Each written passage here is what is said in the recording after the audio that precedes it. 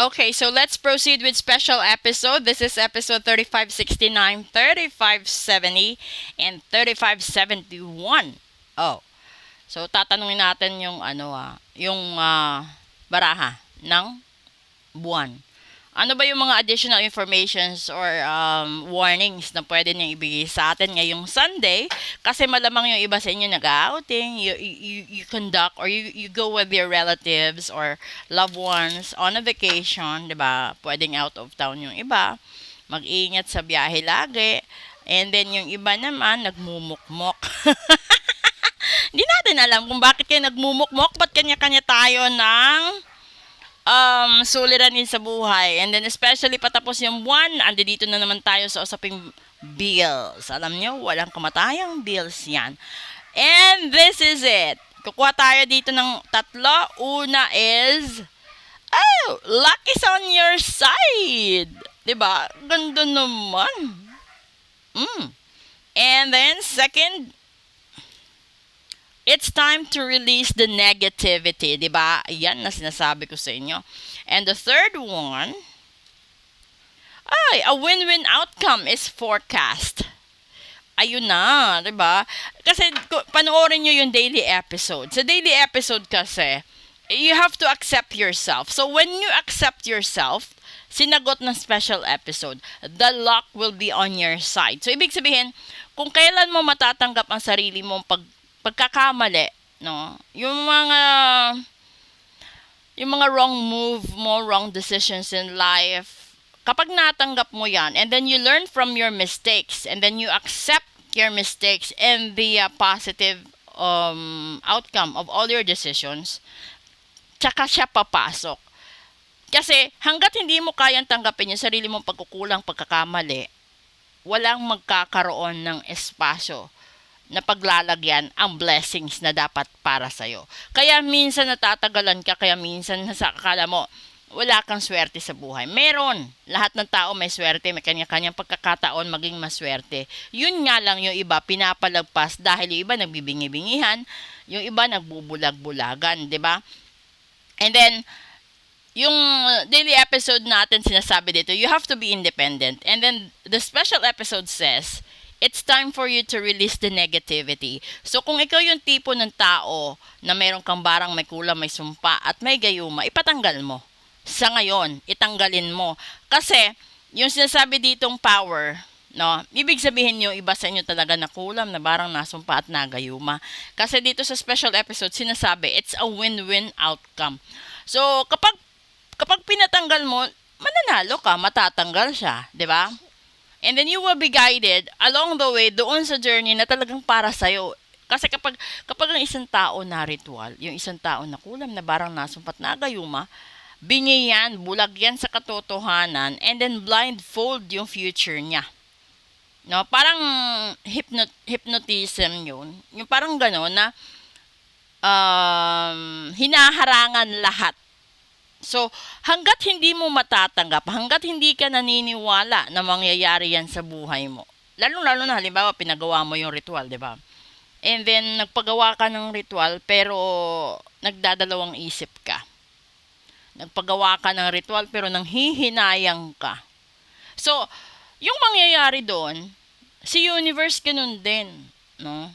Maghihinayang at magdadalawang isip din kung karapat-dapat ba niyang ibigay sa'yo yung mga kahilingan mo. Dahil posible, una sa finances, kapag binigyan ka niya ng sobrang blessings when it comes to money, probably you will forget the people who help you along the way nung nasa baba ka pa. Kasi biglang swerte, di ba? You've never know the lesson unless you experience it. So, sasabihin ng Diyos, sasabihin ng universe, ay wag muna ngayon, hindi pa siya handa. Kung hinihiling mo naman na magkaroon ka ng masayang pamilya, sa tingin mo, magiging masaya yung pamilya mo kung pinabayaan mo yung pag-aaral mo, sinaktan mo magulang mo, sinuway mo yung magulang mo sa pagsuporta, sa pagpapakain, pinapaaral ka, and then uuwi ka, may dala ka ng kasama na magiging additional expenses sa kanila. And then yet, hindi ka pa handa. Diba? Ganon din yun. So, sa decision making, no, it's a win-win situation talaga. That if you want to have a successful life, start within yourself. Huwag kang umasa sa ibang tao. Kung gusto mong maging masaya ang buhay mo, magtrabaho ka. Kung gusto mong makabili ng kung ano yung gusto mong bilhin, sa sarili mong income. Huwag mo iaasa sa ibang tao. Kasi yung ibang tao, kahit magulang mo, kapatid mo, may sariling expenses yan. May sariling needs sila. So, bottom line, yung last part at yung favorite ninyo. If you want to have a happy relationship, alamin mo muna kung yung taong yan, the one mo ba? Soulmate mo ba? Twin flame mo? 'Di ba? And then, kung magsisimula ka pa lang, magpa-reading ka. Tanungin mo sa baraha, magtatagal ba kami? Mabuting tao ba ito? Gaano katagal kaya ang magiging relasyon namin? At least, on that part, you'll have your own mindset na kapag na-discover mo yung ugali ng taong yan, na may ganyan siya, alam mo na kung paano siya i-adjust. Hindi yung mag-aaway kayo bigla, maghihiwalayan, nandun ng maraming threats, di ba? Pero kung advance pa lang, alam mo na, bago mo siya ligawan, bago mo siya i-engage, bago mo siya pakasalan, hindi ka na mabibigo. Kasi, bago mo siya ligawan or bago mo siya tanggapin, alam mo na yung mga solution sa possible problems ninyo sa future. Kasi yung laging naririnig, 'di ba? Hindi mo kasi sinabi sa akin eh. Kasi hindi ka nagkuwento. Yung gusto ko lang naman yung totoo, 'di ba? Then bakit mo ipagkakait sa mahal mo na malaman niya ang katotohanan? Masakit man or hindi, sabihin mo. Para kahit mawala man siguro yung tamis ng pagsasama ninyo, mananatili pa rin yung respeto sa bawat isa.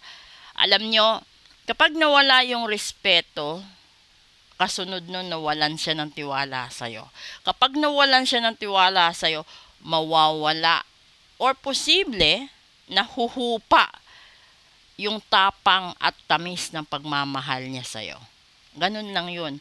Pero kung yung taong iniwanan mo, walang ginawa sa yung masama, kundi puro kabutihan para sa'yo, at iniwanan mo pa rin, darating ang panahon, pagsisisihan mo kung bakit mo siya iniwanan. Lalong-lalo na kung mapunta ka sa maling tao, sa maling relasyon, sa maling sitwasyon, at sa maling pagkakataon. Okay? So proceed tayo sa English episode natin. Please do follow, like, and share. Good morning!